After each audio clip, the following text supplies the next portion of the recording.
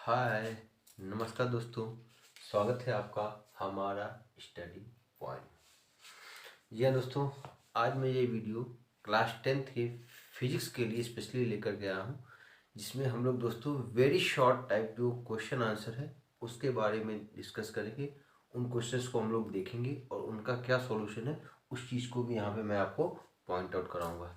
Generally दोस्तों होता क्या है कि हम लेंदी क्वेश्चंस को देखते हैं, डिफिकल्ट क्वेश्चंस जो है, लॉन्ग आंसर टाइप क्वेश्चन है उसको देखते हैं, लेकिन जो वेरी शॉर्ट आंसर टाइप के क्वेश्चन है उसको जनरली निगलेक्ट कर देते हैं, उसको हम लोग केयर नहीं करते, सोचते तो सिंपल क्वेश्चन, इजी क्वेश्चन है, ये चीज़ें आपको पूछी नहीं जाएंगी।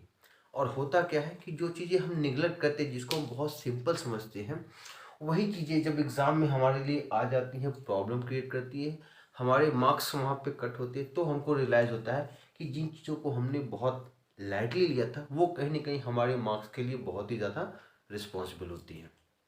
तो दोस्तों जो very short answer type questions हैं, ये भी आपके सिलेबस के लिए बहुत ही इंपॉर्टेंट है। अगर आपको बोर्ड के एग्ज़ाम में अच्छे मार्क्स गेन करने हैं तो इन क्वेश्चंस को भी आपको प्रिपेयर करना होगा, क्योंकि जो वेरी शॉर्ट आंसर टाइप के क्वेश्चंस हैं ये आपका एमसीक्यू में भी पूछे जाते हैं और थ्योरेटिकल 1 मार्क्स के लिए भी क्वेश्चंस पूछे जाते हैं। तो इस वीडियो में मैं बहुत सारे आपके जो वेरी शॉर्ट आंसर टाइप के क्वेश्चंस हैं फिजिक्स के, स्पेशली क्लास 10th के सारे चैप्टर का समराइज करके कुछ इंपॉर्टेंट क्वेश्चंस को मैं आपको एक्सप्लेन करूंगा। तो चलिए दोस्तों, देर न करते हम लोग स्टार्ट करते हैं अपने कॉन्सेप्ट को।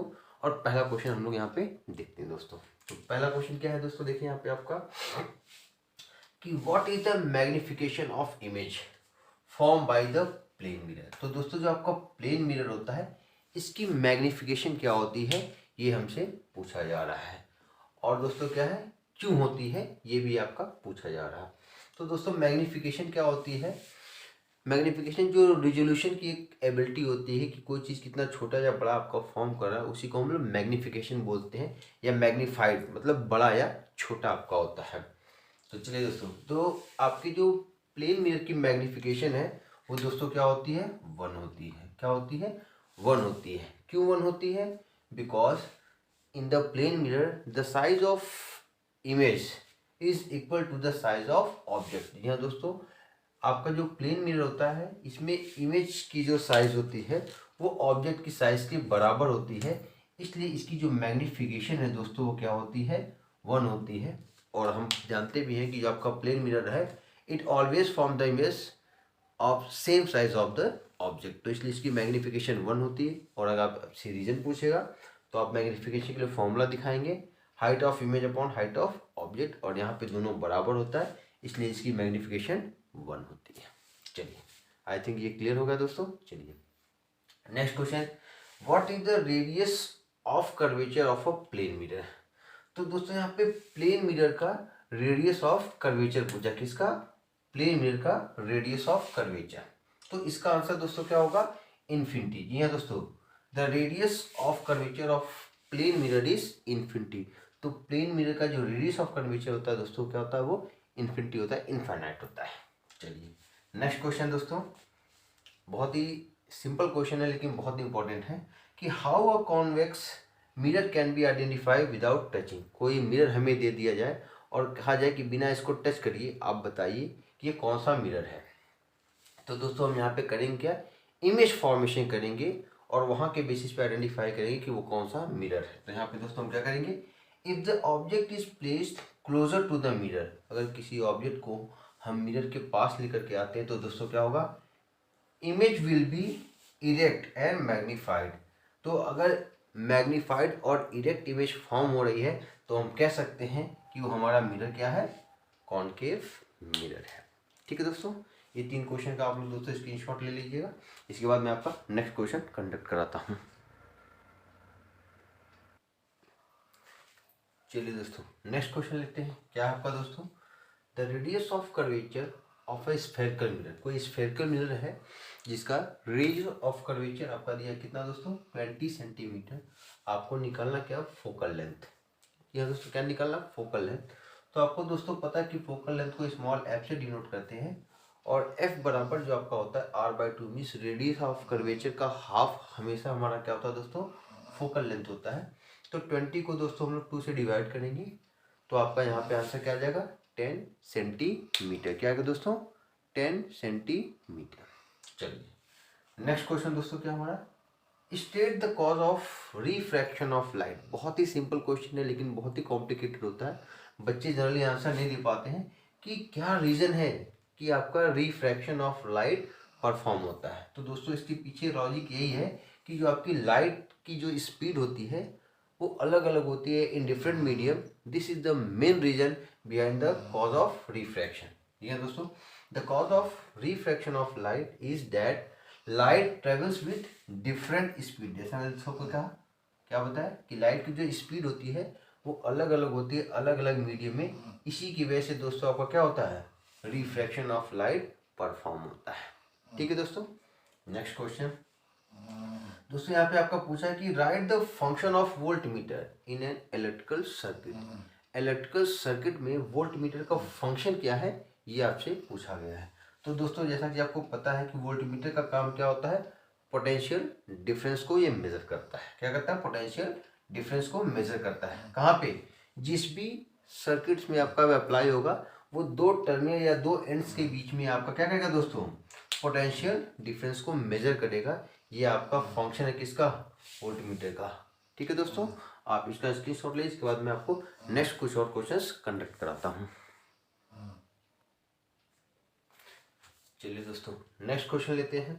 हमारा जो very short answer type question है, डिफाइन रेजिस्टेंस। यह दोस्तों रेजिस्टेंस क्या होता है इस चीज़ को आपको डिफाइन करना है and give its SI unit, और उसकी एसआई यूनिट क्या होती है ये आपको एक्सप्लेन करना है। तो जैसा कि दोस्तों आपको पता है कि रेजिस्टेंस क्या होती है, प्रॉपर्टी होती है किसी कंडक्टर की। ये दोस्तों resistance is the property of a conductor to resist what, the flow of electric current through it. Means कोई कंडक्टर है वो कितने करंट फ्लो को ऑब्स्ट्रक्ट कर रहा है, वही उस आपके कंडक्टर का क्या होगा दोस्तों, रेजिस्टेंस होगा। मीन्स रेजिस्टेंस किसी कंडक्टर की प्रॉपर्टी है जो कि उसकी कंडक्टिविटी को रोकती है, मतलब उसमें जो इलेक्ट्रिक करंट फ्लो है उसको वो रोकता है। ठीक है दोस्तों, क्या रेजिस्टेंस।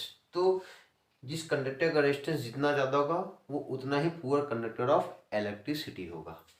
और इस रेजिस्टेंस की जो एसआई यूनिट होती है दोस्तों ओम होती है। क्या होती है, ओम होती है, और इसके लिए ये सिंबल हम यूज करते हैं ओम के लिए। चलिए नेक्स्ट क्वेश्चन दोस्तों हमारा क्या है, how does use of fuse. क्या दोस्तों, fuse protect electrical appliances. Electrical appliances को अगर हमें प्रोटेक्ट करना है तो उसके लिए हम क्या यूज करते हैं, फ्यूज।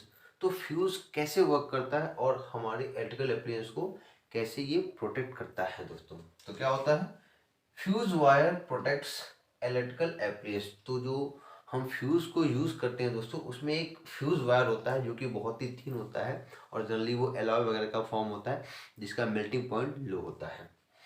तो fuse wire protects electrical appliances by breaking. तो जैसे ही आपका एप्लियंस ओवर हीट होता है या बहुत ज़्यादा करंट आपकी इंटेंसिटी की आ जाती है तो आपका वो हीट हो जाएगा, और हीट होने की वजह से वो आपका मेल्ट कर जाएगा और सर्किट वहीं से ब्रेक कर जाएगी, करंट का फ्लो स्टॉप हो जाएगा और जितने भी आपके इलेक्ट्रिकल एप्लियंस है वो आपके सेफ रहेंगे।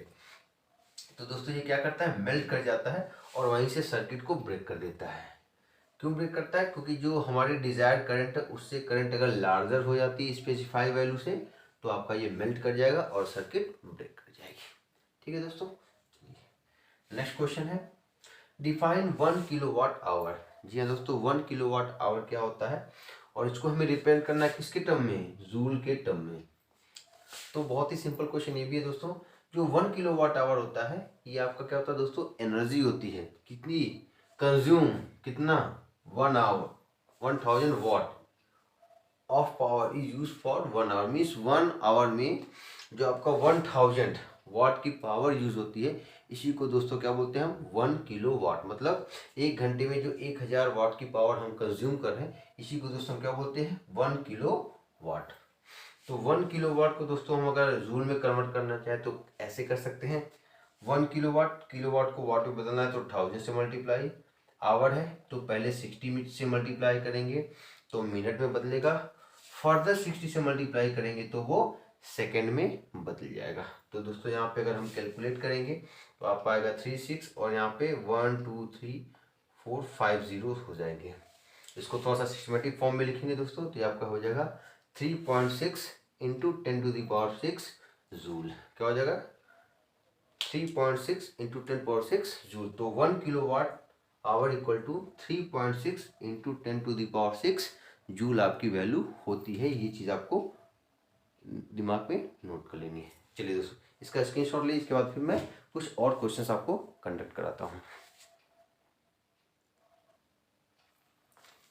चलिए दोस्तों नेक्स्ट क्वेश्चन लेते हैं।